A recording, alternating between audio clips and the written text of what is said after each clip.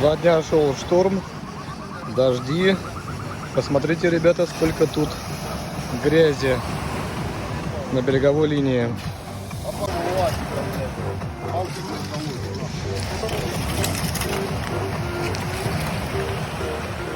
Работы по уборке предстоит очень много.